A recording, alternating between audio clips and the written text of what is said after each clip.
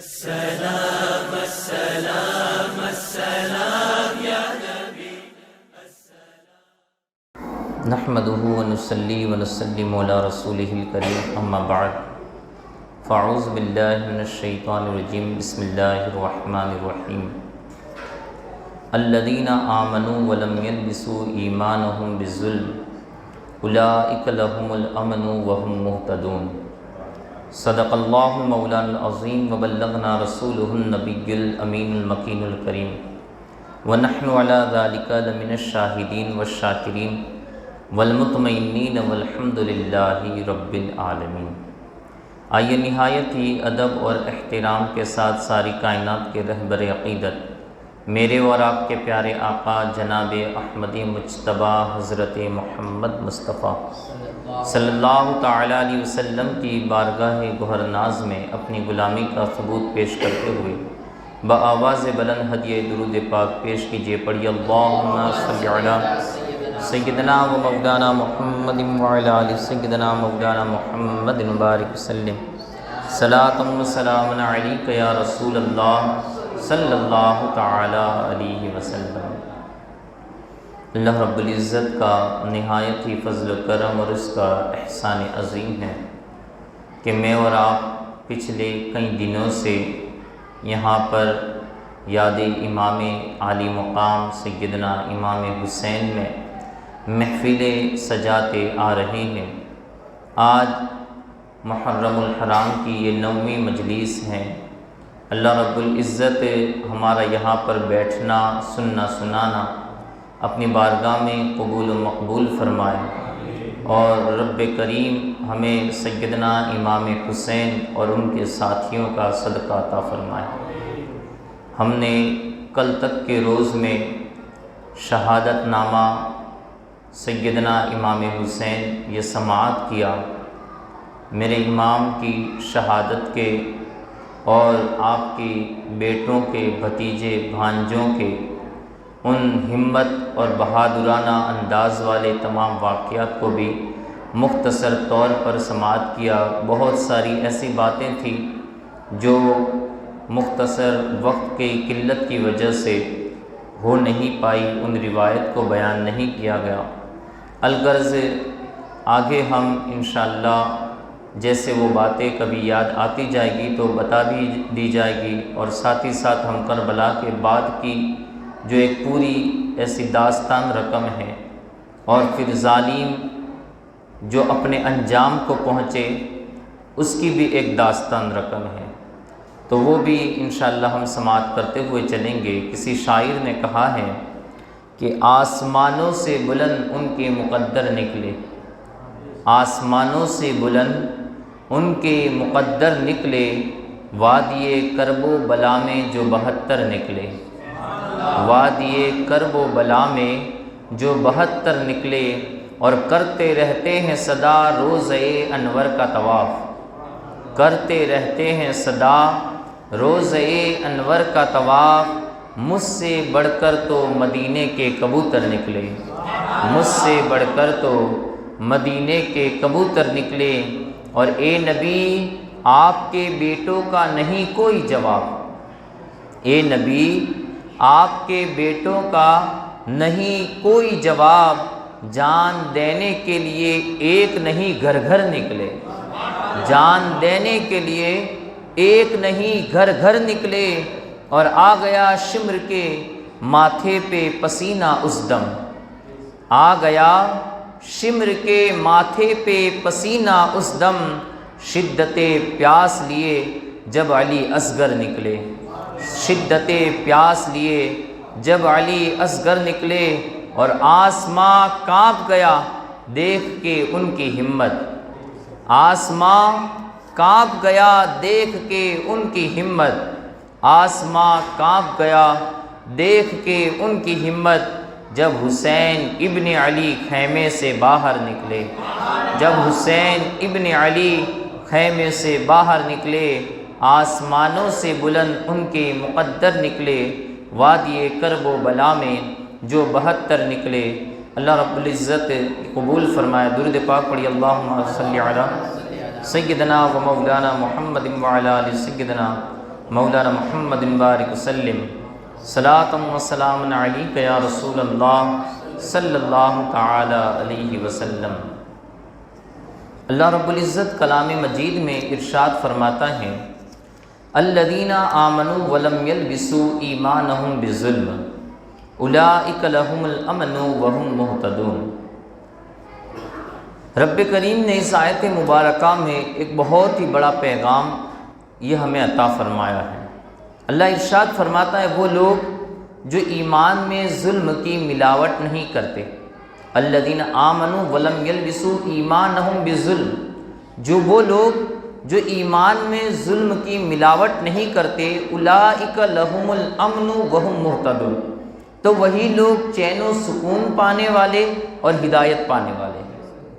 سیدھا سادہ ترجمہ اگر کرتے ہوئے چلے تو یہی ہوگا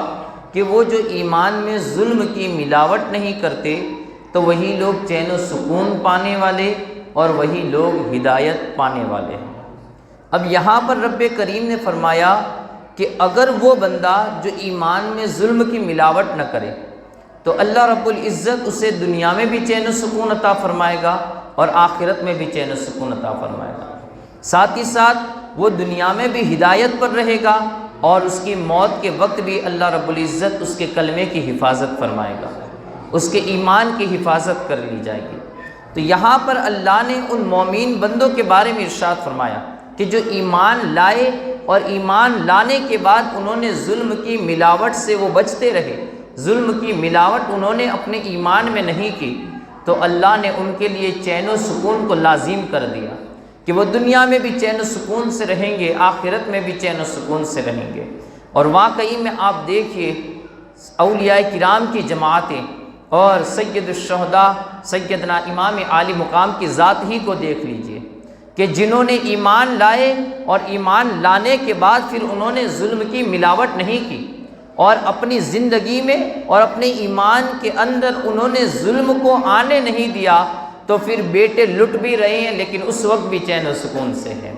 اس وقت بھی زبان پر اللہ کی حمد ہی بیان ہو رہی ہے، اس وقت بھی زبان پر اللہ کی تسبیح بیان ہو رہی ہے۔ ہر چیز لٹ گئی، آخر میں اپنے گھوڑے پر وہ خود بھی سوار ہو گئے، لیکن پھر بھی چین و سکون، دل کا چین و سکون انہیں حاصل ہے۔ کیوں؟ اس وجہ سے کہ انہوں نے ظلم کی ملاوٹ نہیں کی۔ لیکن جو لوگ اپنے ایمان میں ظلم کی ملاوٹ کر دیتے ہیں پھر ان کی راتوں کی نیندیں غائب ہو جاتی ہیں، دین کا چین و سکون یہ چلا جاتا ہے، ہمہ وقت ٹینشن کے اندر وہ لوگ رہتے ہیں، ہمہ وقت ان کے اوپر ایک بوجھ سا محسوس ہونے لگتا ہے، زندگی کے جو لطف ہیں وہ دور ہو جاتے ہیں۔ فرمایا کہ جو ایمان میں ملاوٹ نہیں کرے گا، ظلم کی ملاوٹ نہیں کرے گا، ہم اسے امن عطا کریں گے، ہم اسے چین و سکون عطا کریں گے، ہم اسے ہدایت عطا کریں گے۔ اب اس کے مخالف میں آ جائیے، اسی آیت مبارکہ سے اس کی ضد کو سمجھیے کہ اللہ رب العزت نے جب ایمان والوں کے بارے میں فرمایا جو ظلم کی ملاوٹ نہیں کرتے تو وہ امن میں رہیں گے، وہ ہدایت پر رہیں گے، لیکن پھر اسی کی ضد میں اگر دیکھتے ہوئے چلے تو اس کا مخالف معنی بھی ہمیں سمجھ میں آئے گا کہ جو لوگ ایمان لانے کے بعد بھی اگر وہ اپنے ایمان میں ظلم کی ملاوٹ کرتے ہیں تو پھر یاد رکھے کہ ان کا چین و سکون چھین لیا جائے گا، وہ ہدایت پر سے بہک جائیں گے اور گمراہی کے راستے پر پہنچ جائیں گے۔ اور واقعی میں آپ دیکھیے کربلا کی داستان ہمیں یہ بہترین مثال اس آیت مبارکہ کی نظر آتی ہے کہ جہاں پر ایک طبقہ جو ایمان لانے کے بعد جنہوں نے اپنے ایمان میں ظلم کی ملاوٹ کی، جنہوں نے اپنے ایمان میں ظلم کی ملاوٹ کی، اور صرف ظلم کی ملاوٹ ہی نہیں کی بلکہ نواس رسول پر ظلم کیا، خاندان اہل بیت پر ظلم کیا، خاندان نبوت پر انہوں نے ظلم کیا، تو پھر حال کیا ہوا آپ خود ہی دیکھ سکتے ہیں کہ وہ لوگ جنہوں نے سوچا تھا کہ ہم امام عالی مقام کو یہ ختم کرنے کے بعد اپنی سلطنت کو باقی رکھ لیں گے، اپنی سلطنت کو بچا لیں گے اور اپنی سلطنت ہمیشہ کے لیے قائم کر دیں گے، لیکن آپ دیکھیے کہ ان کی سلطنتیں یہ چند سالوں تک قائم رہی اور اس کے بعد ہمیشہ ہمیشہ کے لیے مٹا دی گئی۔ اور حضرت امام عالی مقام نے، آپ جانتے ہیں کہ وہ عمرو ابن سعد یہ رے کی حکومت کے لیے چلا تھا، لیکن امام عالی مقام نے خطبے کے دوران جب امام کی اس نے کوئی بات نہ مانی تو اس وقت میرے امام نے اس سے کہا تھا، عمرو ابن سعد، تو رے کی حکومت کے لیے یہ تمام چیز کر رہا ہے، تو رے کی حکومت کے لیے یہ تمام چیز کر رہا ہے، لیکن یاد رکھ نہ تجھے رے کی حکومت مل پائے گی نہ تجھے چین و سکون مل پائے گا۔ اور واقعی میں تاریخ کے اوراق اٹھا کر دیکھ لیجئے، وہ عمرو ابن سعد آخری وقت تک کوفہ میں رہا، اسے رے کی حکومت کا ایک خطہ بھی نصیب نہ ہوا۔ تو یہ ظلم کی داستانیں ہیں کہ جنہوں نے اپنی زندگی میں اپنے ایمان میں ظلم کی ملاوٹ کی، تو پھر وہ لوگ ہمیشہ کے لیے اپنی دنیا سے بھی ہاتھ دھو بیٹھے اور آخرت سے بھی ہاتھ دھو بیٹھے۔ اس کی انشاءاللہ بہت ساری مثالیں ہیں جو ہم کل اور پرسوں کی نشست کے اندر سماعت کرتے ہوئے چلیں گے۔ ہم آگے کی طرف بڑھتے ہیں کہ جب امام عالی مقام سیدنا امام حسین رضی اللہ تعالی عنہ کو یہ شہید کر دیا گیا، تو اس کے بعد رب کا غضب اور رب کے وہ قہار و جبار، اور وہ جو کسی پر ظلم نہیں ہونے دیتا، جب کوئی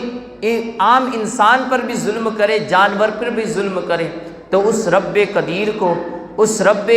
غفور الرحیم کو جلال آ جاتا ہے۔ یہاں پر تو نواسۂ رسول پر، خاندان نبوت کو اجاڑ دیا گیا تھا، نواسۂ رسول پر ظلم ہوا تھا، رب کریم کو، اس رب رحمان الرحیم کو کس قدر جلال آیا ہوگا۔ اور واقعی میں وہ جو قہار و جبار خالق کائنات کو جو جلال آیا، اس جلال کو انسانیت کے دنیا کے تمام لوگوں نے اس جلال کو دیکھا کہ پھر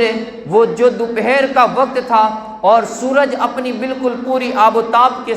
ساتھ روشن تھا، لیکن اچانک اسے گرہن لگ گیا، اور گرہن لگتے ہی دنیا کے اندر ایسا اندھیرا چھا گیا کہ دین کے اندر تارے نظر آنے لگے، دین کے اندر تارے نظر آنے لگے، یہاں تک کہ ایسا محسوس ہوتا تھا کہ تارے ایک دوسرے سے ٹکرا رہے ہیں، نظام عالم یہ تباہ و برباد ہو جائے گا۔ کیونکہ محرم کی 10ویں تاریخ تھی، لوگ سمجھ گئے کہ کہیں قیامت ہے، یہ آج ہی کے دن نہ آ جائے۔ تو یہ حضرت امام عالی مقام کی جب شہادت ہوئی تو اس کے بعد آسمانوں نے خون برسانا شروع کیا، یہاں تک کہ بیت المقدس تک بھی اگر کوئی پتھر اٹھایا جاتا تو وہاں سے بھی خون کے فوارے ابل پڑتے، اور اس انداز سے یہ ہر چیز نے اور دنیا کے ذرے ذرے نے یہ امام عالی مقام کی شہادت پر آنسوؤں کو بہائے۔ انسان و جنات کے علاوہ آپ ہر چیز کو دیکھیے،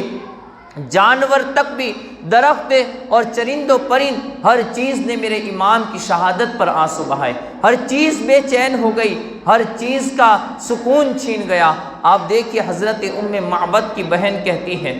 کہ ام معبد کی بہن کی صحابزادی کہتی ہیں کہ جن کا نام حضرت ہند تھا، وہ فرماتی ہیں کہ ایک مرتبہ نبی رحمت صلی اللہ تعالی علیہ وسلم یہ ایک سفر کے دوران ہمارے گھر پر آئے، اور ہمارے گھر پر آئے تو آپ نے ہمارے گھر کچھ دیر قیام کیا، قیام کرنے کے بعد پھر آپ نے نماز کا وقت ہوا تو وضو کے لیے پانی طلب کیا، پانی دیا گیا، نبی رحمت صلی اللہ تعالی علیہ وسلم نے وضو فرمایا، وضو فرمانے کے بعد نبی رحمت صلی اللہ تعالی علیہ وسلم نے اپنے دہن مبارک سے ایک جگہ پر کلی فرمائی۔ کہتی ہیں کہ نبی رحمت صلی اللہ تعالی علیہ وسلم نے نماز پڑھی اور اس کے بعد آپ اپنے آگے کے سفر کے لیے روانہ ہو گئے، لیکن رات جیسے گزری اور ہم نے صبح کا سفیدہ جیسے نمودار ہوا تو صبح اٹھتے ہی ہم نے کیا دیکھا کہ جہاں پر نبی پاک صلی اللہ تعالی علیہ وسلم نے وضو فرمایا تھا، اس وضو کی جگہ پر ایک درخت اگ چکا تھا، وضو کی جگہ پر جہاں پر میرے آقا نے کلی فرمائی تھی وہاں پر ایک درخت اگ چکا تھا، اور کہتی ہیں کہ وہ درخت ایسا بابرکت درخت تھا کہ اس کے اوپر بڑے بڑے یعنی سیب کے مانند پھل لگتے تھے، اور اس کے پتے بھی اس قدر گھنے اور اس طرح اس کا سایہ اور پرچھایا بھی ایسا گھنا تھا کہ جو اس کے نیچے بیٹھتا بھی تھا اگر وہ بیمار ہوتا تو اللہ اسے شفا عطا فرما دیتا۔ یہاں تک کہ اگر کوئی ہمارے اندر کوئی کسی بھی مصیبت میں ہوتا تھا، اگر وہ درخت کے پھلوں کو کھاتا تھا اللہ ان مصیبتوں سے نجات عطا فرماتا تھا۔ کوئی بیمار ہوتا، وہ بیماری کی وجہ سے وہ پھل کھاتا، اللہ اسے بیماری کی اس بیماری سے شفا عطا فرماتا۔ کسی کے یہاں پر اولاد نہ ہوتی، اگر وہ اس غرض سے کہ میرے یہاں اولاد ہو جائے، اگر وہ درخت کے وہ پھلوں کو کھاتا، اللہ رب العزت اسے اولاد عطا فرما دیتا۔ یہ اب بزرگان دین کے گویا کہ یہ جو تبرکات ہوتے ہیں اس کے یہ فائدے ہیں۔ اس وجہ سے میں بارہا آپ سے کہتا ہوں کہ یہاں پر جب بیٹھے، کیونکہ ہم کوئی عام مجلس میں نہیں بیٹھے ہیں، ہم نواسۂ رسول سیدنا امام عالی مقام امام حسین رضی اللہ تعالی عنہ کی مجلس میں بیٹھے ہیں، اس وجہ سے اپنے دل میں اپنی مرادیں جما لیں، اپنی نیتیں جما لیں کہ ہمیں اس مجلس سے ضرور بھی ضرور فائدہ ہوگا، اپنی مرادیں ضرور بھی ضرور پوری ہوگی۔ اس وجہ سے اپنی مرادیں لے کر میرے امام کی بارگاہ میں حاضر ہو، انشاءاللہ اللہ رب العزت ضرور فضل فرمائے گا۔ تو حضرت ام معبد کی وہ بھانجی کہتی ہیں کہ اس درخت سے ہمیں بڑے فائدے پہنچتے تھے، لیکن اچانک ایک دن ہم نے دیکھا کہ وہ درخت بالکل سوکھ چکا تھا، پتے تمام کے تمام گر گئے، تمام کے تمام پھل بھی گر گئے، اور وہ درخت جو ہرا بھرا تھا وہ بالکل سوکھے کی طرح ہو گیا۔ کہتے ہیں کہ دوسرے دن صبح کا وقت ہو گیا، ہم لوگ گھبرا گئے، پورا دن گھبراہٹ کے عالم میں گزرا کہ یہ کیا معاملہ ہے، جو درخت آج تک بغیر پانی کے اس طریقے سے پھلتا پھولتا رہا اور کبھی بھی اسے پانی کی بھی ضرورت محسوس نہ ہوئی، لیکن اچانک یہ درخت کس طریقے سے سوکھ گیا، اس کے پتے کس طریقے سے جھڑ گئے، کوئی آندھی بھی نہیں آئی، کوئی طوفان نہیں آیا، اس کے پھل تمام کے تمام گر گئے۔ اچانک ہمیں ایک خبر ملی کہ مدینہ طیبہ میں دو جہاں کے سردار سلطان الانبیاء امام الانبیاء سرور دو عالم تاجدار مدینہ حضرت محمد الرسول اللہ صلی اللہ تعالی علیہ وسلم کا انتقال ہو چکا ہے۔ آپ نے ظاہری دنیا سے پردہ فرما لیا ہے۔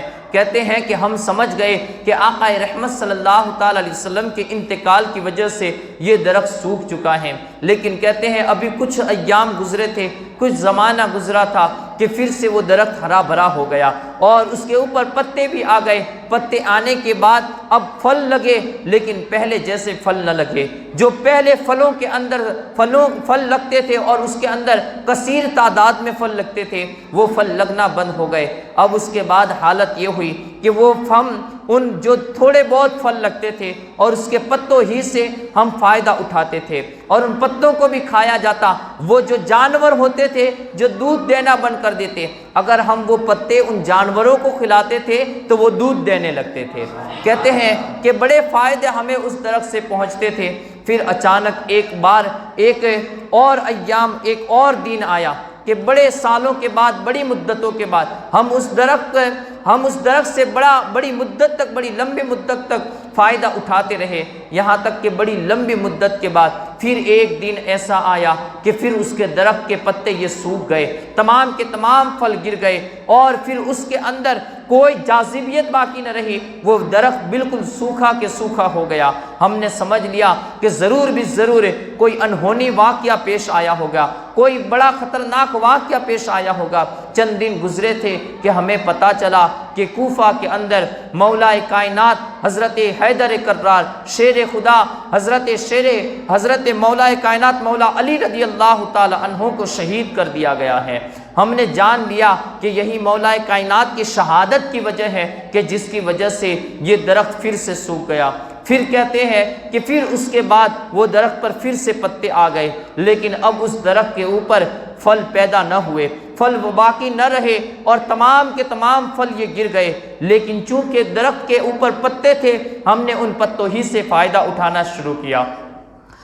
کوئی بیمار ہوتا، پتے کھلائے جاتے، پتے یہ پانی کے اندر رکھ کر پانی پلایا جاتا، اللہ رب العزت اسے بھی شفا عطا فرماتا۔ کہتے ہیں کہ پھر وہ 10 محرم الحرام تھی، سن 61 ہجری کا وہ سال تھا کہ اچانک ہم نے دیکھا کہ اس درخت کے تمام پتے گر گئے اور پتے گرنے کے ساتھ اس کی تمام شاخوں سے، اس کی جڑوں سے، اس کے تنے سے خون نکلنے لگا اور خون نکل کر اس طریقے سے بہنے لگا کہ اس کے ارد گرد کی زمین بھی یہ بھی خون سے رنگین ہونے لگی، وہ بھی خون سے لال ہونے لگی۔ ہم گھبرا گئے اور ہم ایک بے چینی کے عالم میں آ گئے کہ یہ کیا معاملہ ہے، آج تک ایسا معاملہ نہیں آیا تھا۔ جب کبھی کوئی انہونی واقعہ پیش آتا تو درخت کے پتے گر جاتے تھے، درخت کے اوپر سے پھل گر جاتے تھے، پھل نہ لگتے تھے، پتے گر جاتے تھے، درخت سوکھا ہو جاتا تھا۔ لیکن اچانک یہ درخت کے اندر سے خون کا بہنا، جیسے وہ درخت رو رہا ہو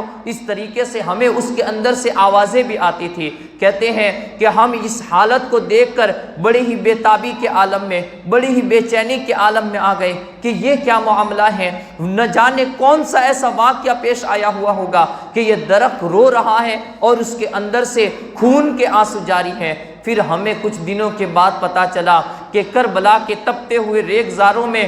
فاطمہ کے لخت جگر، حضرت علی کے نور عین، حضرت نبی رحمت صلی اللہ تعالی علیہ وسلم کے دل کے چین، حضرت امام عالی مقام سیدنا امام حسین رضی اللہ تعالیٰ عنہ بڑی ہی ظلم و ستم کی داستان کو، بڑے ہی ظلم و ستم کو سہنے کے بعد حضرت امام عالی مقام کو شہید کر دیا گیا ہے۔ ہم سمجھ گئے کہ یہ اسی وجہ سے یہ درخت رو رہا تھا اور وہ ہمیں خبر کے آنے سے پہلے خبر دے رہا تھا۔ پھر کہتے ہیں کہ وہ درخت ہمیشہ ہمیشہ کے لیے سوکھ گیا۔ اب اس کے بعد اس درخت کے اوپر کوئی پتا نہ لگا۔ پہلے درخت کے پھل گر چکے تھے، اب درخت کے پتے بھی گر گئے۔ حضرت امام عالی مقام کی شہادت ایک ایسی شہادت تھی کہ صرف وہاں پر زمین کے ذرات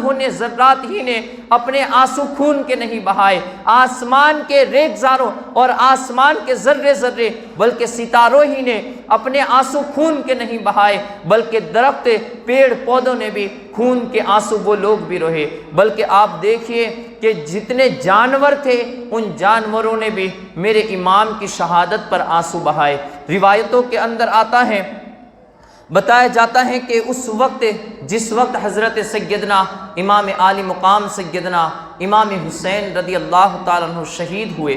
تو وہاں سے ایک کبوتر، مدینہ والوں کی روایت ہے کہ ایک کبوتر مدینہ طیبہ میں آیا اور اس کے پاؤں سے خون کے قطرات ٹپک رہے تھے اور وہ روضہ رسول کا طواف گویا کہ کر رہا تھا اور روضہ رسول کا طواف کرتا جا رہا تھا۔ مدینہ والے کہتے ہیں کہ ہم اس کی یہ کیفیت دیکھ کر ہماری کیفیت برباد ہو رہی تھی، ہم بے چین ہو رہے تھے کہ یہ کبوتر کو کیا ہوا ہے، اور وہ کبوتر کے جس کے پروں سے خون کے قطرات ٹپک رہے ہیں اور وہ مدینہ روضہ رسول کا وہ طواف کرتے جا رہا ہے۔ کہتے ہیں ہمیں تو اس وقت کچھ سمجھ میں نہ آیا کہ یہ کبوتر یہ کیا کہنا چاہ رہا ہے، یہ کبوتر ہمیں کون سا مسئلہ سمجھانا چاہ رہا ہے۔ ہم تو بس وہ کبوتر کو دیکھتے رہے، کبوتر کی کیفیت کو دیکھتے رہے۔ لیکن چند دن کے بعد جب وہ مدینہ طیبہ کا لوٹا ہوا قافلہ، وہ کربلا کا لوٹا ہوا قافلہ مدینہ طیبہ میں حضرت امام زین العابدین رضی اللہ تعالیٰ عنہ اور حضرت سیدہ زینب رضی اللہ تعالیٰ عنہا کی قیادت کے اندر وہ جب قافلہ مدینہ میں داخل ہوا اور پھر انہوں نے کربلا کی پوری داستان مدینہ طیبہ والوں کو سنائی، اور اس وقت کے دین کو ہم نے دیکھا، وہ جو دین تھا کہ جس دن کبوتر آیا تھا، روضہ رسول کا طواف کر رہا تھا، تو ہم نے وہ دین اور امام عالی مقام کے شہادت کے دین کو دیکھا اور اس کو ملایا تو ہمیں پتا چلا کہ کربلا والوں کی داستان سنانے کے لیے وہ کربلا کا کبوتر روضہ رسول پر پہلے سنانے کے لیے آ گیا تھا، اور وہاں آ کر اس نے نبی رحمت صلی اللہ تعالیٰ علیہ وسلم کو ان کے نواسے کی داستان سنائی۔ گویا کہ وہ اپنے پر غم کے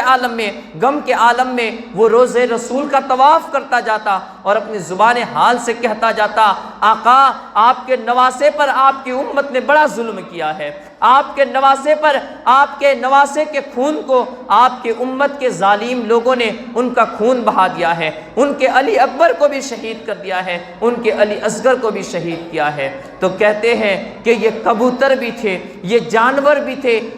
چرند و پرند بھی تھے کہ جو امام عالی مقام کی شہادت پر اپنے آنسوؤں کو بہاتے جا رہے تھے اور اپنے آنسو انہوں نے بھی بہائے، اور یہ کیفیت ہر ایک وہاں پر کئی دنوں تک جاری رہی، اور اللہ کا غیظ و غضب زمین والوں پر اس طریقے سے رہا۔ روایتوں میں آتا ہے 3 دن تک یا پھر 7 دن تک یہ آسمان بھی خون کی بارش برساتا رہا، اور اسی طریقے سے دنیا کے اندر تاریخ طبری کے اندر بھی دیکھیے، اور اسی طریقے سے دوسری اور بھی سیر اور تاریخ کی کتابیں ہیں، اس کے اندر پایا جاتا ہے کہ کسی روایت میں یہاں تک بات ملتی ہے کہ 7 دن تک دنیا کے اندر اندھیرا ہی اندھیرا چھایا رہا، یا کسی روایت میں ملتا ہے 3 دن تک یہ دنیا میں اندھیرا ہی چھایا رہا۔ اب یہاں پر تو چرند و پرند کی یہ حالت تھی کہ وہ لوگ بھی اپنے خون کے آنسو بہا رہے تھے، لیکن آؤ ذرا حدیث مبارکہ کو اٹھا کر دیکھیے کہ وہاں پر روضہ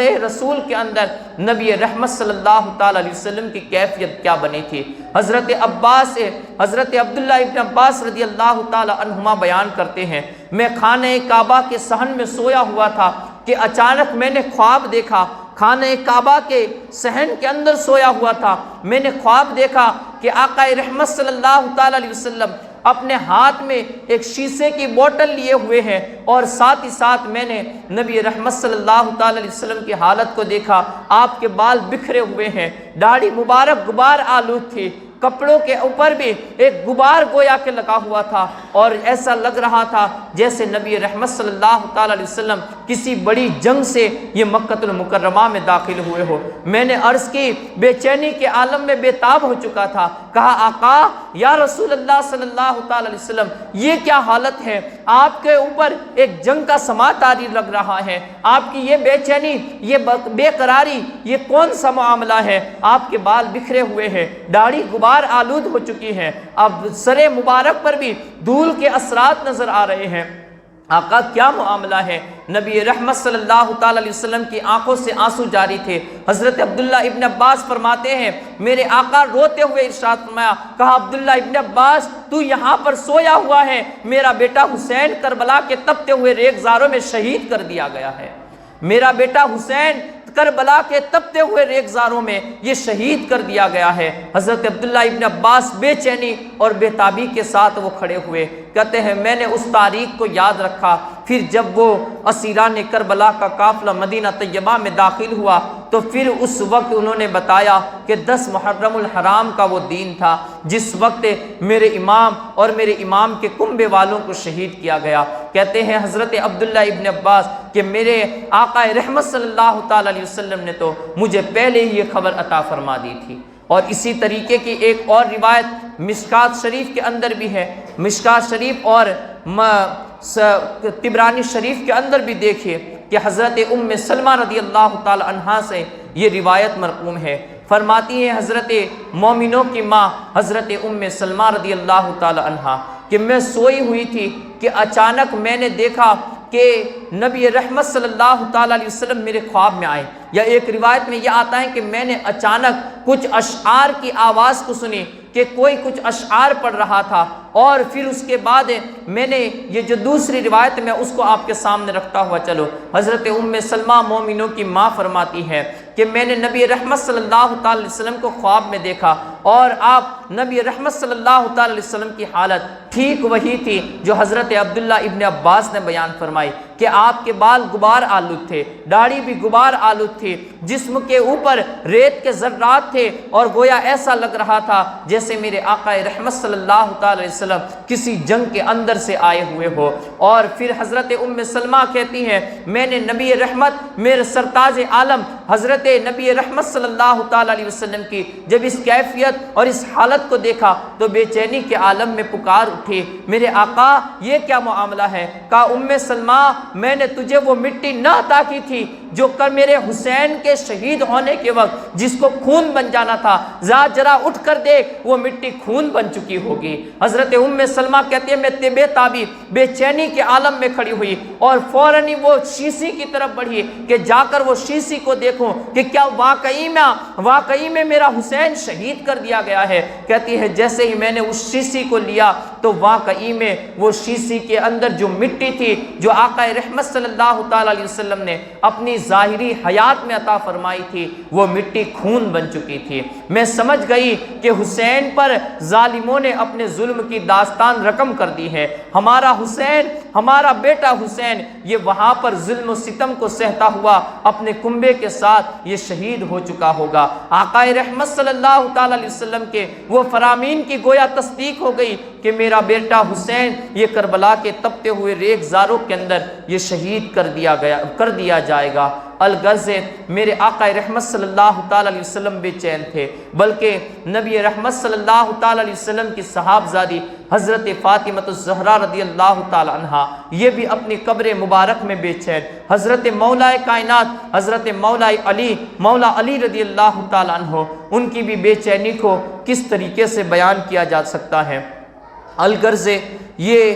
میرے امام کی شہادت تھی کہ ہر کوئی اس وقت بے چین ہو چکا تھا، ہر کسی کا چین یہ چھینا جا چکا تھا۔ اسی طریقے سے میرے امام کی شہادت اور میرے امام یہ شہید ہونے کے بعد بھی میرے امام ایک زندہ جاویدہ تھے،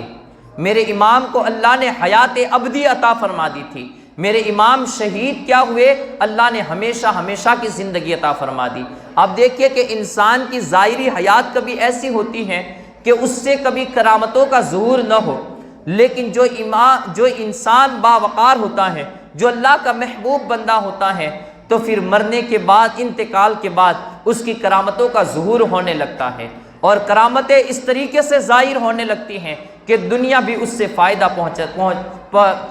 حاصل کرتی ہے، اور دنیا کو اس طریقے سے فائدہ حاصل ہوتا ہے کہ بیماروں کو شفائی ملتی ہوئی نظر آتی ہے۔ اور میرے امام تو اماموں کے امام ہیں، ولیوں کے امام ہیں، میرے امام تو تمام صالحین کے امام ہیں، بلکہ سلطان الاولیاء اور ولایت کی کلی جہاں سے پھوٹتی ہے میرے امام اس کے بیٹے ہیں، حضرت مولا کائنات کے بیٹے ہیں۔ میرے امام پنجتن کے 5ویں امام ہیں، حضرت امام عالی مقام سیدنا امام حسین رضی اللہ تعالیٰ عنہ کے جسم مقدس اور آپ کی ذات اقدس سے دنیا کو بڑا ہی فائدہ پہنچا۔ جب تک آپ حیات رہے وہاں تک بھی فائدہ پہنچتا رہا، اور جب میرے امام کا انتقال ظاہری ہوا تو اس کے بعد بھی دنیا میں صرف مسلمانوں ہی نے نہیں بلکہ غیر مسلموں نے بھی فائدہ اٹھایا۔ اور آج بھی جو میرے امام پر بھروسہ رکھتے ہیں، جو میرے امام پر یقین رکھتے ہیں، اللہ رب العزت آج بھی انہیں فائدہ پہنچاتا ہے، لیکن شرط یہ ہے کہ انسان کے اندر یقین پایا جانا چاہیے۔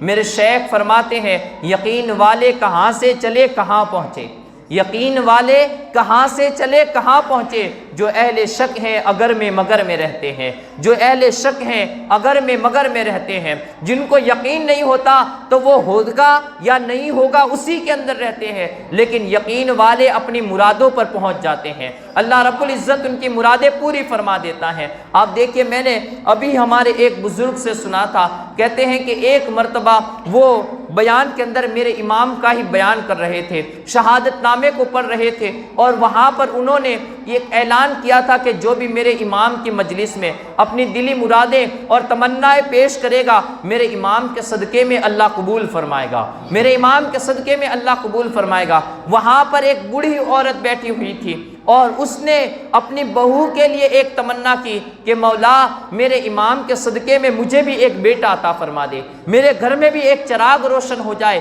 میرے بیٹے کے یہاں پر ایک چراغ نمودار ہو جائے۔ کہتے ہیں کہ دوسرے سال محرم بعد میں آیا، یہ ابھی کی روایت ہے، اور میں نے جو اس سے پہلے سنائی تھی وہ ایک ہندو کی روایت تھی، وہ الگ روایت تھی، یہ مسلمان کی روایت ہے۔ کہتے ہیں کہ دوسرے سال محرم بعد میں آیا، اللہ رب العزت نے بیٹا پہلے عطا فرمایا۔ تو میرے امام کی ذات سے دنیا کو فائدہ اس قدر پہنچتا ہے۔ الغرض حضرت امام عالی مقام کے حوالے سے روضۃ الشہداء کے اندر ایک کنز الغرائب کے حوالے سے ایک واقعہ لکھا گیا ہے کہ ایک یہودی تھا اور وہ وہاں پر رہ رہا تھا عراق کی سرزمین پر، اور یہودی کے یہاں پر یہ معاملہ تھا کہ اس کی ایک بیٹی تھی اور وہ بیٹی اپاہج تھی، یعنی آنکھوں سے اندھی بھی تھی، ہاتھ پیر بھی اس کے لونجے ہو چکے تھے کہ نہ وہ چل پھر سکتی تھی نہ وہ ہاتھ اٹھا سکتی تھی، اور ایسی حالت میں پہنچ چکی تھی کہ نہ وہ اس کے اندر سے بدبوئیں بھی اس طریقے کی آ رہی تھی کہ پورے محلے والے بے چین ہو چکے تھے، اور یہودی کو گویا کہ وہ اس انداز سے اور ایسی نظروں سے دیکھتے تھے کہ یہودی بھی ان کے ان برتاؤ سے تنگ آ چکا تھا۔ اب یہودی نے سوچا کہ میرا ایک باغ بستی سے باہر ہے، تو میں اپنی بیٹی چونکہ محلے والے بستی والوں کے لیے یہ ایک چین و سکون کے فراموش کرنے کا سبب بن چکی ہے، لوگ نفرت کرنے لگے ہیں، کہیں ایسا نہ ہو کہ لوگ مجھے بستی سے باہر نکال دیں، تو اس یہودی نے سوچا کہ میں اپنی بیٹی کو یہ اپنے باغ کے اندر چھوڑ آؤں اور وہیں پر میں اس کی خدمت کروں گا اور وہیں پر اپنی بیٹی کو پال لوں گا۔ یہودی کہتا ہے کہ میں اپنی بیٹی کو لے کر اپنے باغ میں پہنچ گیا اور وہیں پر صبح کے وقت اس کو کھانا پینا دے کر میں اپنے کام کاج پر چلا جاتا اور شام کے وقت پھر اپنے کام کاج سے لوٹ کر پھر اس کی دیکھ بھال کرتا، پوری رات اس کی دیکھ بھال کرتا۔ چونکہ ہر کوئی تو نفرت کرتا تھا لیکن میرے لیے تو وہ میری بیٹی تھی، میرے لیے تو وہ میری بیٹی تھی۔ تو فرماتے ہیں کہ یہودی اس کی بڑی دیکھ بھال کرتا تھا اور اچھے انداز سے اس کو پالتا تھا، اور پھر جیسے صبح ہوتی تو وہ ہمیشہ اپنے کام کاج کے لیے چلا جاتا۔ اچانک ایک دن ایسا ہوا کہ یہودی کہتا ہے کہ میں صبح سے لے کر شام تک میں اپنے کام کاج پر رہا اور کام کاج کو نپٹاتا رہا، لیکن شام کے وقت میرے مالک نے کہا کہ آج تجھے یہ کام کو نپٹا کر جانا ہے، اور شام کے وقت مجھے اور بھی زیادہ کام دے دیا گیا۔ اب میں اس کام کو نپٹانے کے اندر لگ گیا تو رات کا ایک پہر گزر گیا اور میرے دل کے اندر میری بیٹی کی فکر تھی کہ میری بیٹی کا کیا ہوگا، کہ وہ تو اپاہیج ہے، نہ چل پھر سکتی ہے، نہ کچھ کھا پی سکتی ہے، اسے خوراک نہیں ملے گی، کھانا نہیں ملے گا، وہ پورے دن سے پیاسی بھی ہوگی، پورے دن سے بھوکی بھی ہوگی، کہیں ایسا نہ ہو کہ وہ مر جائے۔ کہتے ہیں میں اسی کی فکر میں لگا رہا، لیکن ایک طرف مالک کی ذمہ داری کو بھی پورا کرنا تھا۔ الغرض میں کام کو نپٹاتا رہا اور پھر اس کے بعد اپنے گھر کی طرف پہنچا۔ اس طرف دیکھیے کہ اللہ کا فضل بھی اس بیٹی کے پر پہنچ چکا تھا۔ اس بیٹی نے جو باغ کے اندر ایک طرف پڑی ہوئی تھی، ایک لاش بن کر، مردہ لاش بن کر پڑی ہوئی تھی، کہتی ہیں اچانک وہاں پر باغ کے ایک درخت پر ایک پرندے کی عجیب و غریب آواز آنے لگی۔ عجیب و غریب اس پرندے کی آوازیں تھی۔ اس پرندے کی عجیب و غریب آواز سن کر بیٹی، وہ لڑکی، یہودی لڑکی، اپنے پاؤں کو گھسیٹتے ہوئی اپنے ہاتھوں کے بل پر وہ آگے کی طرف اس آواز کی طرف پہنچی، کیونکہ اس پرندے کی آواز کے اندر ایسی کشش، ایسی رقت تھی کہ جس کی وجہ سے ہر کوئی بے چین ہو سکتا تھا۔ وہ لڑکی بھی اس بے چینی کے عالم میں اس پرندے کی جہاں سے آواز آ رہی تھی وہاں تک پہنچ گئی۔ اب جیسے ہی وہاں پر پہنچی تو پرندہ اوپر تھا، اس نے اپنی نظر اٹھا کر ایسے ہی، چونکہ نظر تو غائب ہو چکی تھی، آنکھوں سے اندھی تھی، لیکن بس اس پرندے کی طرف اپنا دھیان لگایا کہ پرندہ جو شاخ کے اوپر بیٹھا تھا، جو ڈال کے اوپر بیٹھا تھا، اس پرندے کی ڈال کے نیچے ہی وہ یہودی لڑکی نیچے کی طرف وہاں پر رینگنے لگی۔ اچانک کیا دیکھتی ہے کہ وہ پرندے کے پر سے ایک خون کا قطرہ ٹپکا جو اس کی داہنی آنکھ کے اوپر پڑا۔ اللہ کا فضل اور اللہ کی قدرت دیکھے، جیسے ہی اس کی داہنی آنکھ کے اوپر پڑا، قطرے کا پڑنا کیا تھا، فوراً ہی اللہ نے اسے بینائی عطا فرمائی، وہ آنکھ روشن ہو گئی۔ اب اس کے بعد اس نے اپنے جسم کو اور حرکت کی، یہاں تک کہ خون کا ایک قطرہ داہنے بازو کے اوپر پڑا۔ داہنے بازو کے اوپر قطرے کا پڑنا تھا، اللہ نے اس بازو کو بھی طاقت و قوت عطا فرمائی اور وہ بازو کے اندر سے بھی بیماری غائب ہو گئی۔ اب یہودی لڑکی نے دیکھا کہ واقعی میں بڑا بابرکت پرندہ ہے، جہاں پر اس کے قطرات ٹپکتے ہیں کہ فوراً شفا ملتی چلی جاتی ہے۔ اب اس نے اپنی دوسری آنکھ پر بھی خون لگایا اور پھر اپنے پورے جسم کے اوپر وہ خون ملتی رہی، یہاں تک کہ وہ پورے جسم سے صحیح سالم ہو گئی۔ اب پہلے دیکھیے کہ اس کو حسن ملا تھا یا نہ ملا تھا، وہ اس کے پہلے کی بات ہے، لیکن وہ لڑکی بیان کرتی ہے کہ میرے امام کے خون کو، اس پرندے سے ٹپکنے والے خون کے قطرات کو اپنے جسم پر لگانے کے بعد اس بدبو کا نام و نشان تک تو غائب ہو گیا، لیکن میرے جسم سے خوشبوئیں آنے لگی۔ بغیر عطر کے لگائے، بغیر خوشبو کے لگائے میرے جسم سے خوشبوئیں آنے لگی۔ اور کیوں خوشبو نہ آئے؟ کیونکہ یہ نور نبی کا نور والا بیٹا تھا، یہ نور نبی کا نور والا بیٹا تھا، جس کے قطرے قطرے کے اندر اللہ نے شفا رکھی تھی، جس کے جسم کے اندر اور جس کے ہر رگ کے اندر رب نے خوشبوئیں رکھی تھی۔ الغرض حضرت وہ لڑکی بیان کرتی ہے، اب میرا جسم پہلے سے زیادہ خوبصورت ہو چکا تھا، میرے جسم کے اندر سے خوشبوئیں آنے لگی تھی۔ اب پھر شام کا وقت، وہ رات کا پہر گزر چکا تھا، میرا باپ اپنے کام سے جب فارغ ہوا تو بڑا ہی بھاگتا دوڑتا کسی بھی طریقے سے وہ رات کے ایک پچھلے پہر کے اندر وہ باغ کے اندر داخل ہوا۔ جیسے ہی باغ کے اندر داخل ہوا تو اب چونکہ جس جگہ پر وہ اپنی بیٹی کو چھوڑ کر گیا تھا وہاں پر اس کی بیٹی موجود نہ تھی۔ وہ باغ کے اندر ٹہل پہل کرنے لگا کہ کہاں گئی میری بیٹی جو بیمار تھی، جو چل پھر نہ سکتی تھی، اور میں جہاں پر اسے ڈال کر جاتا تھا، جہاں پر اسے چھوڑ کر جاتا تھا، ہمیشہ مجھے وہیں پر ملتی تھی۔ کہیں ایسا تو نہیں ہے کہ آج میں لیٹ ہو چکا ہوں، کوئی درندہ آ گیا ہو میری بیٹی کو کھا گیا ہو، کوئی ایسا جانور آ گیا ہو جس نے میری بیٹی کو نقصان پہنچایا ہو۔ یہودی بے چینی کے عالم میں تھا، یہاں تک کہ وہ باغ کے چکر کاٹنے لگا کہ اچانک باغ کے ایک کونے کے اندر اسے ایک خوبصورت لڑکی نظر آئی، ایک بہت ہی خوبصورت اور خوشبو والی لڑکی نظر آئی، اور اس نے کہا کہ اے لڑکی، کیا تو نے یہاں پر میری ایک اپاہج بیٹی کو دیکھا ہے؟ کیا جو آنکھوں سے دیکھ نہ سکتی تھی اس لڑکی کو دیکھا ہے؟ جو پاؤں سے چل نہ سکتی تھی اس لڑکی کو دیکھا ہے؟ جو ہاتھ جس کے حرکت نہ کر سکتے تھے، کیا تو نے اس میری بیٹی کو دیکھا ہے؟ اس لڑکی نے کہا ابا جان کیا تم مجھے پہچانتے نہیں ہو؟ میں ہی آپ کی بیٹی ہوں۔ یہودی نے جیسے یہ لفظ سنے وہ بے ہوش ہو گیا۔ جب کچھ دیر کے بعد ہوش آیا، بچی نے پانی ڈالا، ہوش آیا تو کہا کہ بیٹی کیا تو واقعی میں میری بیٹی ہے؟ کہا کہ ہاں ابا حضور میں آپ ہی کی بیٹی ہوں۔ کہا تو اپاہج تھی، تو نہ دیکھ سکتی تھی نہ چل پھر سکتی تھی، تجھے یہ شفا ملی تو کہاں سے ملی؟ اس بیٹی نے پورے واقعے کو بتایا، کہا کہ وہ درخت کے اوپر ایک پرندہ ہے جو ابھی بھی اپنی آوازوں کے ساتھ رو رہا ہے، اس کی ابھی بھی عجیب و غریب آوازیں آ رہی ہیں، لیکن وہ خون کے اندر پورا بھیگا ہوا ہے اور اس کے بدن سے خون کے قطرات ٹپک رہے ہیں، اور انہی خون کے قطرات کی یہ برکت ہے کہ اللہ نے مجھے شفا عطا فرمائی ہے، اللہ نے مجھے حسن عطا فرمایا ہے، اللہ نے مجھے بینائی عطا فرمائی ہے۔ اب وہ یہودی بھی اپنی بیٹی کے ساتھ اس درخت کی طرف گیا۔ اب وہاں جا کر وہ اس پرندے کو دیکھنے لگا، اس کے قطرات خون کے جو قطرات ٹپک رہے تھے وہ اس کو بھی دیکھنے لگا، اور پھر اس کے دل کے اندر ایک تمنا پیدا ہوئی کہ واقعی میں یہ پرندہ بڑا بابرکت پرندہ ہے، اور اس کے دل میں ایک خیال پیدا ہوا، ایک تشویش پیدا ہوئی کہ یہ نہ جانے یہ پرندہ کس کے خون میں اپنے پروں کو ڈبا کر آیا ہے کہ جس کے خون کے اندر رب نے اتنی برکتیں رکھی ہوئی ہے، جس کے خون کے اندر اللہ رب العزت نے ایسی برکتیں رکھی ہوئی ہے۔ ابھی اس کے دل کے اندر یہ خیال کا پیدا ہونا تھا کہ اللہ رب العزت نے اس پرندے کو قوت گویائی عطا فرمائی۔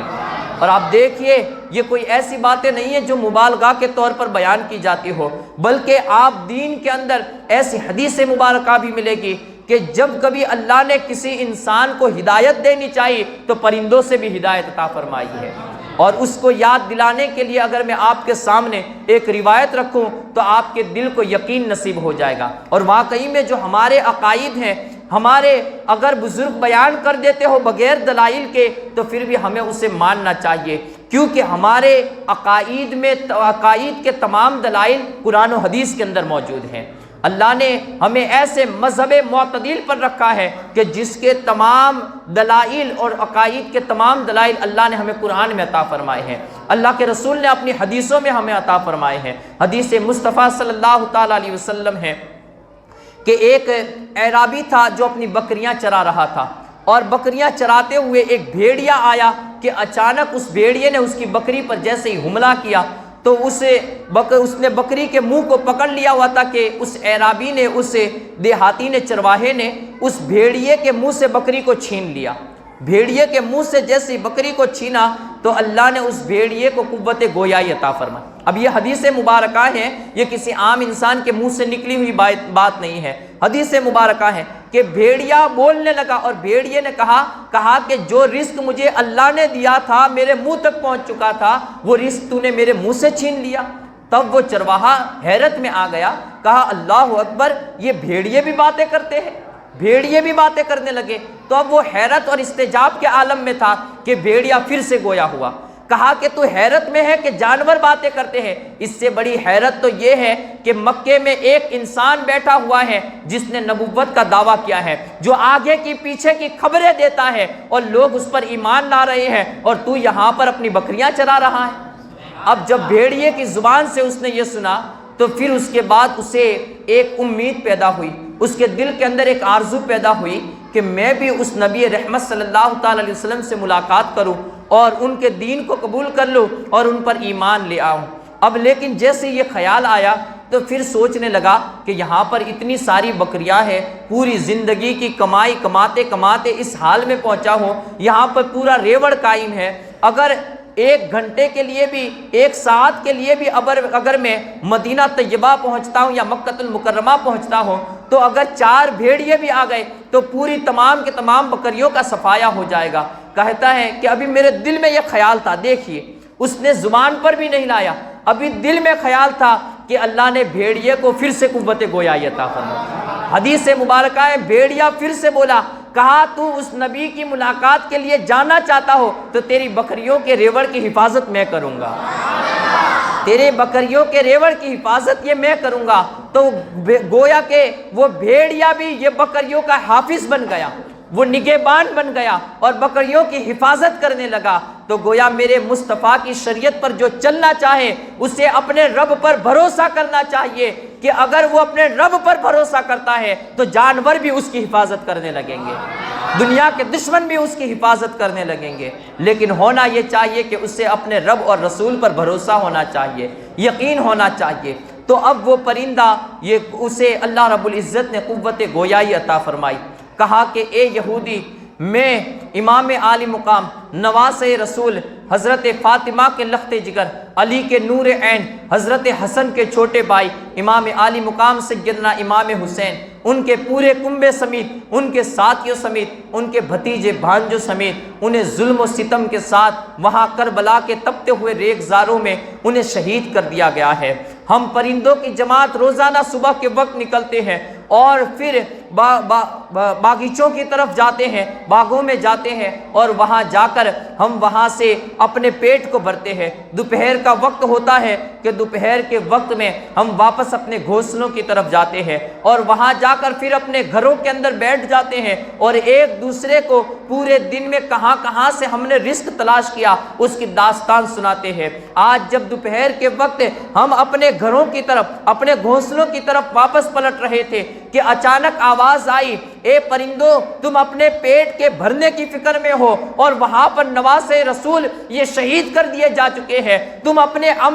اپنے پیٹ کے بھرنے کی فکر میں ہو۔ کہتے ہیں تمام پرندے یہ امام عالی مقام کی شہادت اور جہاں پر آپ کا جسم مقدس پڑا ہوا تھا وہاں پر جمع ہو گئے اور تمام کے تمام امام عالی مقام کی ذات مقدسہ آپ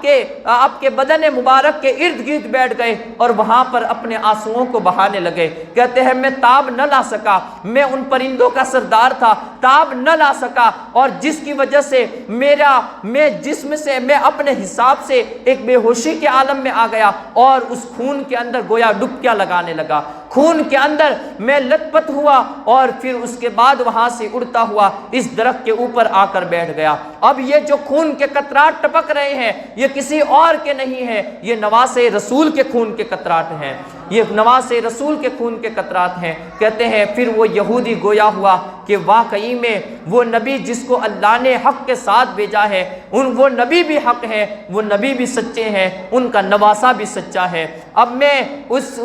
پرندے کو کہتا ہے، پرندے کے ساتھ وہ قوت گویا ہوا اور کہا پرندے کو مخاطب کرتے ہوئے کہا اے پرندے گواہ ہو میں اس نواز رسول کے نام پر دین اسلام کے اندر داخل ہوتا ہوں۔ تو گویا میرے امام پھر اس نے کلمہ شہادت پڑھا اور دین اسلام کے اندر داخل ہوا۔ بیٹی تو پہلے ہی سے کلمہ شہادت پڑھ کر یہ دین اسلام میں داخل ہو چکی تھی۔ میرے امام کی شہادت پر قربان جائیے، میرا امام اگر اپنی حیات میں ہے تب بھی لوگوں کو نور بخش رہا ہے، تب بھی لوگوں کو زندگی بخش رہا ہے، اور میرے امام شہید ہو چکا ہے تب بھی لوگوں کو کلمہ نصیب کر رہا ہے۔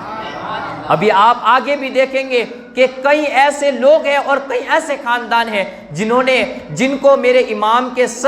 کٹے ہوئے سر نے کلمے نصیب کیے ہیں کہ میرا امام کا سر یہ تن سے جدا تھا لیکن لوگوں کو کلمے بانٹ رہا تھا، لوگوں کو اپنے دین کے اندر داخل کر رہا تھا، لوگ میرے امام کے سر کو دیکھ کر دین اسلام کو قبول کر رہے تھے۔ الغرض یہ وہاں سے اب میرے امام کے اوپر اور وہاں پر جو پورا یزیدی لوگوں نے عمرو ابن سعد کے لشکر نے میرے امام کے قافلے والوں پر جو ظلم و ستم کی داستان رقم کی تھی وہ ایک طرف تھی۔ اب اس کے بعد انہوں نے جب میرے امام کو بھی شہید کر دیا تو اب اپنے لشکر کو آگے بڑھایا اور آگے بڑھانے کے بعد میرے امام کے خیموں کی طرف بڑھے اور امام کے خیموں کو اب انہوں نے جلانا شروع کیا۔ جتنی بھی وہاں پر اہل بیت اطہار کی وہ پاک باز مائیں، پاک باز خاتون جتنی بھی تھی، ان تمام کو ایک خیمے کے اندر منتقل کر دیا گیا اور میرے امام کے تمام خیموں کو آگ لگائی گئی۔ وہاں پر میرے امام نے جن شہداء کو اپنے بازوؤں پر اٹھا کر ایک خیمے میں جمع کیا تھا، ان کی لاشوں کو گھسیٹتے ہوئے وہ یزیدی مردود، وہ لعین بدبخت لوگ یہ میدان کے اندر لائے۔ پھر اپنے لشکریوں کو حکم دیا، کہا کہ ان لوگوں کے اوپر اپنے گھوڑے دوڑاؤ اور گھوڑوں کی ٹاپوں کے ذریعے ان کو روند ڈالا جائے۔ اب اس کے بعد تمام لوگ میرے امام کے ساتھیوں کی لاشوں کو روندنے لگے اور میرے امام کے جسم مقدسہ کو بھی روندنے لگے۔ روندتے اب اس کے اندر چونکہ ان لوگوں کے دلوں کے اندر تو صرف دنیا کی لالچ ہی بسی ہوئی تھی، اب انہوں نے خیموں کا رخ کیا۔ اب خیموں میں انہوں نے تو سوچا ہوگا کہ امام عالی مقام اتنے سخی تھے کہ کئی گھروں کو پال لیا کرتے تھے، کئی بیواؤں کو یہ ان کے پورے سال کے کھانے بھر دیا کرتے تھے۔ میرے امام کے خیمے میں تو بڑی ہی اشرفیاں ہوگی، بڑا ہی مال ہوگا، بڑے ہی درہم و دنانیر ہوں گے، سونے چاندی کی چیزیں ہوگی، لیکن جیسے ہی وہاں پر پہنچے تو صرف کچھ چادروں کے علاوہ انہیں کچھ نصیب نہ ہو سکا۔ آخر کار انہوں نے انہی چادروں کو چھیننا شروع کیا، یہاں تک کہ وہ خاندان نبوت کی عزت مآب پاک باز مائیں کہ جن کی پاکی کو، جن کی حقانیت اور جن کی صفائی ستھرائی کو رب نے اپنے کلام مجید میں بیان فرمایا ہے، وہ عزت مآب مائیں، وہ پاک باز ماؤں کے جسموں سے بھی چادروں کو چھینا گیا۔ یہاں تک کہ حضرت زینب رضی اللہ تعالی عنہ، نبی رحمت صلی اللہ تعالی علیہ وسلم کی پیاری بیٹی کی پیاری بیٹی حضرت زینب فرماتی ہے کہ اب انہوں نے حضرت سکینہ رضی اللہ تعالی عنہ کی طرف بھی اپنے ہاتھوں کو بڑھائے۔ حضرت سکینہ کے کانوں میں چھوٹی چھوٹی بالیاں تھی۔ حضرت نبی رحمت صلی اللہ تعالی علیہ وسلم کی وہ پیاری پوتی حضرت زینب رضی اللہ تعالی عنہ کی طرف جب انہوں نے اپنے ہاتھوں کو بڑھائے، کہتے ہیں کہ ایک شخص جو کجی آنکھوں والا تھا، کہ جس کی آنکھیں چھوٹی چھوٹی تھی، اس نے اپنے ہاتھ بڑھائے، حضرت زینب رضی اللہ تعالی عنہ کے کانوں سے ان بالیوں کو نکالنا چاہا لیکن بالیاں نہ نکل سکی، تو اس بدبخت نے حضرت زینب کے حضرت سکینہ کے کانوں سے ان بالیوں کو اس انداز سے کھینچا کہ وہ کان کی جو لو تھی وہ بھی کٹ گئی اور اس نے بالیوں کو چھین لیا۔ حضرت سکینہ رضی اللہ تعالی عنہا نے انہیں کچھ جھنجھوڑتے ہوئے کچھ کلمات کہا کہ بدبختو، بے غیرتو، تمہیں یہ بھی نہیں پتا کہ تم جس نبی کا کلمہ پڑھتے ہو ہم انہی کی نواسیاں ہیں، ہم انہی کے خاندان کے فرد ہیں، اور اس کے باوجود بھی کہ ہماری عزت میں ہم نے کبھی آج تک بے پردگی کو اختیار نہیں کیا ہے، ہم نے کبھی اپنے گھروں کے اندر بھی اپنے سر سے دوپٹوں کو نہیں نکالا ہے، لیکن آج تم نے ہمارے سروں سے دوپٹوں کو بھی کھینچ لیا ہے، آج تم ہمارے کانوں تک اور ہمارے جسموں تک اپنے ہاتھ کو بھی بڑھا دیے ہو۔ کم وقتو ذرا تو خدا کا خوف اپنے دل میں لاؤ۔ وہاں میدان محشر میں نبی رحمت صلی اللہ تعالی علیہ وسلم کو کیا جواب دو گے؟ ہم اس عزت مآب ماں کی بیٹیاں ہیں، ہم اس عزت مآب اور وہ پاک باز خاتون کی بیٹیاں ہیں کہ جب وہ عزت مآب خاتون، وہ جب پاک باز ماں خاتون حضرت خاتون جنت رضی اللہ تعالی عنہ یہ میدان محشر میں بھی گزرے گی، جہاں پر نفسی نفسی کا عالم ہوگا، جس کا بیان رب نے اپنے کلام میں فرمایا ہے، وَاتَّقُوا يَوْمًا لَا تَجْزِي نَفْسٌ عَن نَفْسٍ شَيْئًا، کہ جہاں پر کوئی جان کسی جان کا کوئی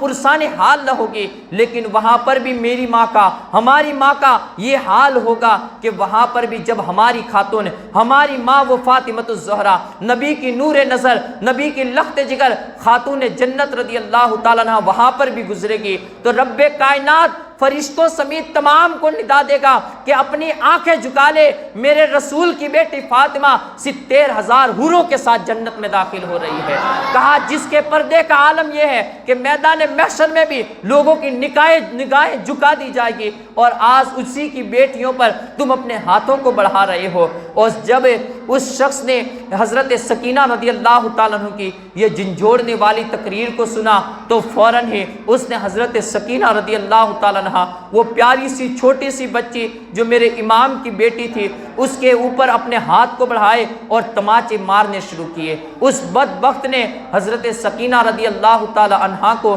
تماچے بھی مارنے لگا۔ حضرت زینب رضی اللہ تعالیٰ عنہ یہ غیظ و غضب میں آ گئی، کہا بدبخت یہ حسین کی بیٹی ہے، اس کو کبھی بھی کوئی دکھ نہیں پہنچایا گیا، ظالم تو نے ہم پر اتنے ظلم کیے، وہ کیا کم ہے کہ اب عزت مآب وہ لڑکیاں وہ بچیوں کے اوپر بھی اپنے ہاتھوں کو بڑھا رہے ہو۔ الغرض حضرت سکینہ رضی اللہ تعالی عنہا فرماتی ہے کہ وہ جو کجی آنکھوں والا تھا وہ ہمارے خیموں سے مال و اسباب کو لوٹتے بھی جا رہے تھے اور ساتھ ہی ساتھ روتے بھی جا رہے تھے۔ حضرت زینب رضی اللہ تعالی عنہا فرماتی ہے، کہا کہ بدبخت تو لوٹ بھی رہا ہے، ہر چیز کو لے بھی رہا ہے، ہر چیز کو سمیٹ بھی رہا ہے، اور اس کے بعد اپنے آنکھوں سے آنسو کیوں بہا رہا ہے، اپنے آنکھوں سے رو کیوں رہا ہے؟ اس شخص نے کہا کہ رونا اس بات سے آ رہا ہے کہ خاندان نبوت پر کیسی مصیبت اور آلام کے پہاڑ توڑے گئے ہیں، ان پر کس قدر ظلم و ستم کیا گیا ہے۔ کہا بدبخت ظلم و ستم بھی تو تم ہی لوگوں نے کیا ہے اور پھر رو بھی تو رہا ہے۔ کہا کہ اچھا یہ بتا کہ پھر لوٹ کیوں رہا ہے؟ جب رو رہا ہے تو اتنا رحم دکھا رہا ہے تو پھر ہماری ہی چادروں کو لوٹ رہا ہے، ہماری ہی سونے چاندی کی ان چھوٹی موٹی چیزوں کو بھی اس پر بھی قبضہ جما رہا ہے۔ اس بدبخت ازلی نے کہا کہ اگر یہ میں لوٹوں گا نہیں تو کوئی اور آئے گا اور یہ لوٹ کر چلا جائے گا۔ اب یہاں پر دیکھیے کہ اس شخص کا رونا اور دوسری طرف لوٹنا، یہ اس بات کی دلیل ہے کہ وہ شخص کے دل کے اندر اہل بیت نبوت کی محبت تو پائی جاتی تھی، لیکن وہ اپنی نفسانی خواہشات کے پیچھے اور دنیا کی محبت میں ایسا پڑا ہوا تھا کہ وہاں پر وہ جو سونا چاندی تھا وہ اس کے دل کے اندر بسا ہوا تھا۔ حضرت زینب رضی اللہ تعالیٰ عنہا نے اس وقت یہ بد دعا دی تھی، کہا بدبختو دکھاوے کا رونا روتے ہو اور اپنے آپ کو پیٹتے بھی جاتے ہو، یاد رکھو یہ ذلت و رسوائی رب کریم تمہارے اوپر قیامت تک مسلط فرمائے گا کہ تم اسی طریقے سے ہمیں یاد بھی کرتے رہو گے اور روتے بھی رہو گے، اپنے سینوں کو پیٹتے بھی رہو گے۔ اور واقعی میں آپ دیکھ لیجئے دنیا کی اس قوم کو جو آج تک پیٹتی جا رہی ہے، آج تک اپنے سینوں کو نوچتی جا رہی ہے، آج تک وہ خون کے آنسو اور اپنے آنکھوں سے آنسو کو بہاتی جا رہی ہے۔ حضرت زینب رضی اللہ تعالی عنہا کی یہ بد دعا ہے۔ میرے مسلمانوں، ہم اہل سنت والجماعت پر ہیں۔ نبی رحمت صلی اللہ تعالی علیہ وسلم نے ارشاد فرمایا ہے کہ ہمیں آنکھوں سے آنسوؤں کے جاری ہونے کا رونا یہ غم میں کر سکتے ہیں، لیکن اس طریقے کا غم کرنا کہ اپنے کپڑوں کو پھاڑنا، اپنے سینوں کو نوچنا، اپنے اوپر ہائے ہائے کے تھاپے لگانا، کہا کہ یہ ہماری شریعت کے اندر جائز نہیں ہے، یہ حرام ہے۔ میرے دوستوں اور بزرگوں، یہاں پر نبی رحمت صلی اللہ تعالی علیہ وسلم کے فرمان کو بھی سامنے رکھیے اور ان بدبختوں کی ان ازلی عادتوں کو بھی اپنے سامنے رکھیے کہ جو لوگ نوحہ کرتے ہیں، اپنے آپ کو پیٹتے ہیں، وہ اہل سنت والجماعت سے نہیں ہے، وہ مسلمان اور آقا رحمت صلی اللہ تعالی علیہ وسلم کی تعلیمات سے ہٹ کر ہے۔ ہم امام پاک کے غم کے اندر اپنی آنکھوں سے آنسوؤں کو بہاتے ہیں، لیکن اپنے کپڑوں کو نہیں پھاڑتے ہیں، اپنے سینوں کو نہیں پیٹتے ہیں۔ ہم حسین والے نہیں ہیں، ہم واہ حسین والے ہیں، اس لیے کہ میرے امام کی شہادت ایک ایسی شہادت ہے جس نے قرآن کو ہمیشہ کے لیے باقی رکھ دیا، جس نے اسلام کو روشن فرمایا، جس نے اسلام کو تابناکیاں عطا فرمائی، جس نے اسلام کو روشنی عطا فرمائی۔ تو میرے امام کی شہادت سے اللہ رب العزت نے ہمارے سینوں کو منور فرمایا ہے، ہمارے چہروں کو یہ فخر کے ساتھ میرے امام نے بلند کر دیا ہے کہ اگر تم میرا نام لینے والے ہو تو تمہیں میرا نام لیتے وقت اپنے سروں کو جھکانا نہیں ہوگا، اپنے سینوں کو پیٹنا نہیں ہوگا، بلکہ جب تم میرا نام لوگے تو تمہارے سینے فخر سے چوڑے ہو جائیں گے، تمہاری آنکھوں سے مسرت کے آنسو بہ جائیں گے، اور لیکن تم جب لوگے تو تمہارے دل کو سکون پہنچے گا۔ جس محفل میں تم میرا نام لوگے وہ محفل منور ہو جائے گی، رب کائنات اس محفل پر رحمت و انوار کی بارش نازل فرمائے گا۔ اور واقعی میں جس کا ایسا آقا ہو تو پھر ایسی قوم کو تو ناز کرنا چاہیے، جس کا امام عالی مقام جیسا آقا ہو، جس کا امام عالی مقام جیسا سلطان اور سردار ہو، تو پھر ایسے نام لینے والوں کو، ایسے امام کی پیروی کرنے والوں کو تو اپنے امام پر ہمیشہ ناز کرنا چاہیے، اپنے امام پر فخر کرنا چاہیے۔ حضرت زینب فرماتی ہے اس کے بعد میرے امام عالی مقام اور تمام امام عالی مقام کے ایک لاڈلے بیٹے جو بچ گئے تھے، حضرت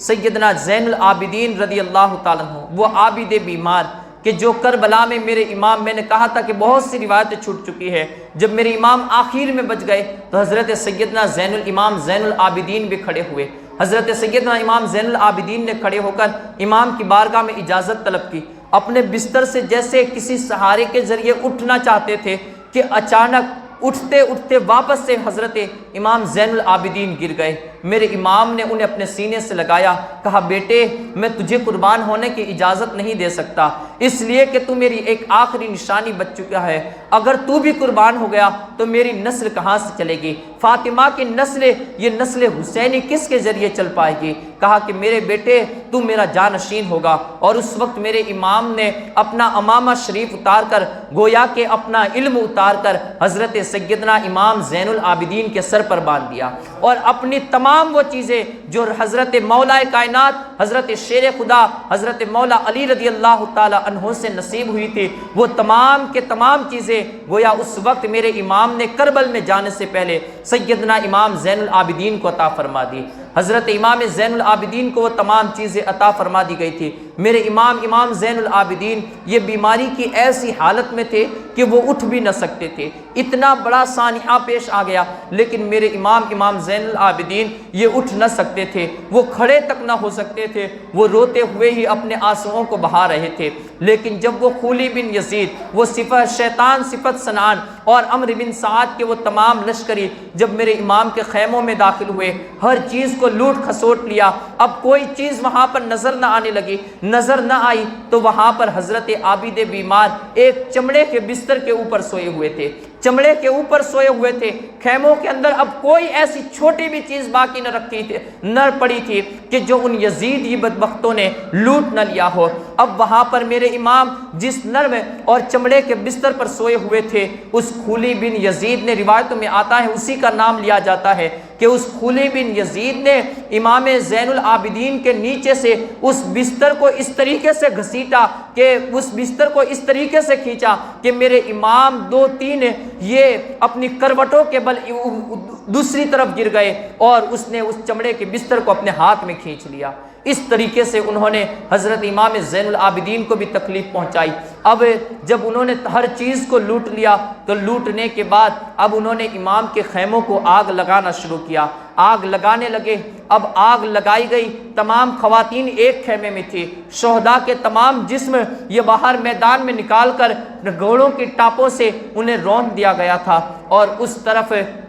حضرت سیدنا امام زین العابدین رضی اللہ تعالیٰ عنہ 22 سالہ عمر کے اندر اسی خیمے میں پڑے ہوئے ہیں، خیموں کو آگ لگ چکی ہے، اور خواتین اہل بیت یہ دوسرے خیموں میں موجود ہیں۔ حضرت سیدنا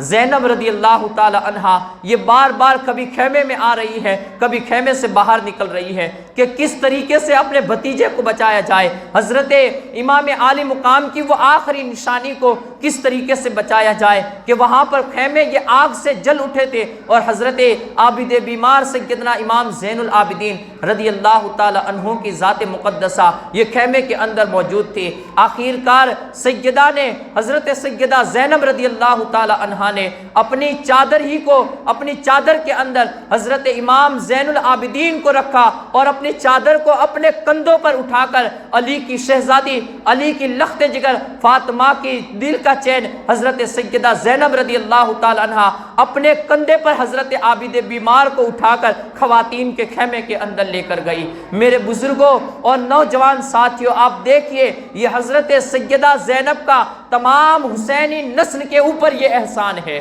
تمام حسینی نسل کے اوپر، اور امام عالی مقام سیدنا امام حسین کی پوری آل پر یہ سیدہ زینب کا یہ احسان قیامت تک باقی رہے گا، کہ جس وقت خیموں کو آگ لگ چکی تھی، حضرت عابد بیمار یہ اٹھنے کے بھی لائق نہیں تھے، اور اس وقت ان جلتے ہوئے خیموں کے اندر سے آگ کے اوپر سے چلتے ہوئے اگر کوئی کسی نے حضرت سیدنا زین العابدین امام زین العابدین کو بچایا تھا تو وہ حضرت علی کی لخت جگر حضرت سیدہ زینب رضی اللہ تعالی عنہ ہے۔ حضرت سیدہ زینب نے امام زین العابدین کو لا کر پھر خواتین کے خیمے میں رکھا۔ اب وہاں بتایا جاتا ہے کہ عمرو بن سعد نے تو اپنے تمام مقتولین کی جو جہنم واصل ہو چکے تھے ان تمام کی تو نماز جنازہ ادا کی، لیکن میرے امام اور میرے امام کے جسموں کو، میرے امام کے ساتھیوں کے جسموں کو ویسے ہی کربلا کی سرزمین پر ویسے ہی چھوڑ دیا گیا۔ وہاں پر اتنے عذاب کو وہ دیکھ چکے تھے، لیکن اس کے باوجود بھی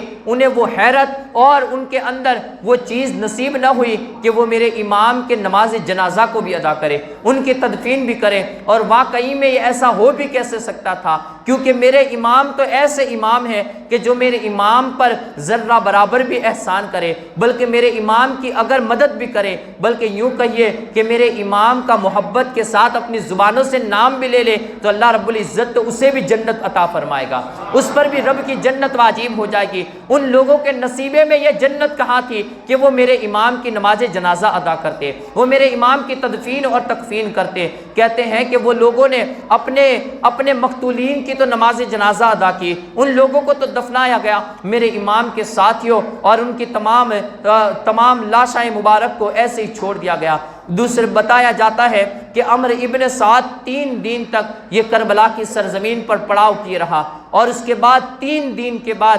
12 محرم الحرام یا 13 محرم الحرام کو اس نے کوفہ کی جانب کا کوچ کیا۔ جب وہ کوفہ کی جانب چلنے لگا تو حضرت سیدہ زینب رضی اللہ تعالی عنہا نے عمرو ابن سعد سے کہا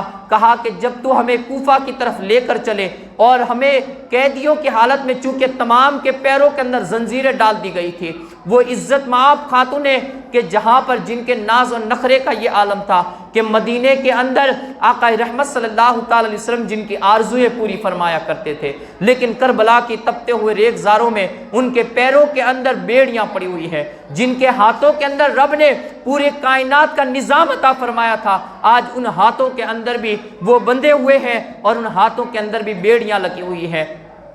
اب جب وہاں سے جانے لگے تو سیدہ زینب نے کہا کہ ہمیں ہمارے بھائی حضرت امام عالی مقام کے لاش مبارک کی طرف سے لے چلنا تاکہ آخری وقت ہم ان کے جسم مقدس کو دیکھ لیں، وہاں پر ہم چند آنسو ہی بہا لیں۔ حضرت زینب رضی اللہ تعالی عنہا کی یہ پیشکش اس نے قبول کی۔ جب وہ لیتے ہوئے چلا تو سیدہ زینب رضی اللہ تعالی عنہا اور اسیران کربلا کو وہ حضرت سیدنا امام حسین رضی اللہ تعالیٰ عنہ کے جسم مقدس اور آپ کے ساتھیوں کے جسموں کی طرف سے وہ لیتے ہوئے چلا، اور وہاں پر جیسے ہی وہ اسیران کربلا جو قیدیوں کے عالم میں تھے، جیسے ہی امام عالی مقام کا جسم مقدس نظر آیا، حضرت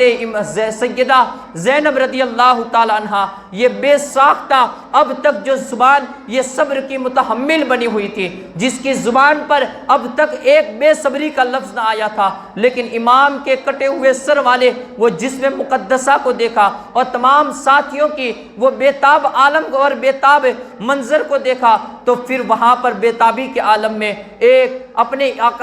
آقا و مولا نبی رحمت صلی اللہ تعالی علیہ وسلم کو رو رو کر پکارنے لگے، واہ محمدہ ہوا محمدہ، اے نبی رحمت صلی اللہ تعالی علیہ وسلم ذرا نظر تو فرمائیے، توجہ فرمائیے کہ آپ کے بیٹوں کا یہاں پر کیا حالت ہو، آپ کے بیٹوں کی یہاں پر کیا حالت ہو چکی ہے، ان کا کس طریقے سے یہ یہاں پر حال کر دیا گیا ہے کہ آپ ہی کا کلمہ پڑھنے والے لوگوں نے آپ کے خاندان کو اجاڑ کر رکھ دیا ہے۔ حضرت سیدہ زینب اپنے نبی رحمت، اپنے آقا و مولا، اپنے بابا، اپنے نانا جان سلطان الانبیاء امام الانبیاء کی بارگاہ میں وہاں پر پیشکش کرتی رہی، اپنی آنکھوں سے آنسوؤں کو جاری کیا اور اس انداز سے نبی رحمت صلی اللہ تعالی علیہ وسلم کی بارگاہ میں عریضہ پیش کیا کہ جتنے کوفی وہاں پر لوگ تھے ان تمام کی آنکھوں سے بھی آنسو جاری ہونے لگے۔ عمرو ابن سعد نے دیکھا کہ یہ کہیں ایسا نہ ہو کہ یہاں پر سما یہ الٹ جائے، اس نے فوراً ہی حکم دیا، کہا کہ انہیں جلدی سے کھینچتے ہوئے ان کے جسموں سے الگ کیا جائے۔ اب وہاں پر اسیران کربلا کو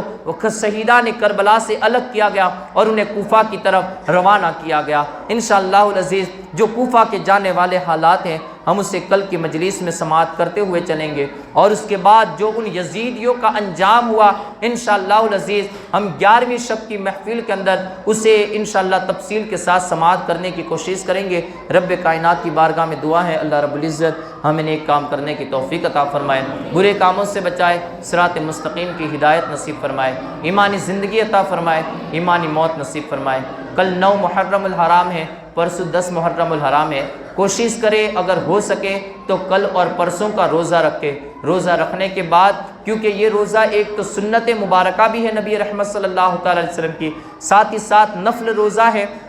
اگر رکھ سکتے ہیں تو رکھے، لیکن کوشش کرے کہ رکھے ہی، اور رکھنے کے بعد اس کا ثواب شہیدان کربلا، اپنے مرحومین اور تمام بزرگان دین کی بارگاہ میں ایصال ثواب بھی کرے۔ رب کریم ضرور بڑے ہی فیضیاب سے انہیں ہمیں نوازے گا، ان کے فیض سے ہمیں نوازے گا۔ وآخر الدعوانا ان الحمدللہ رب العالمین۔ السلام۔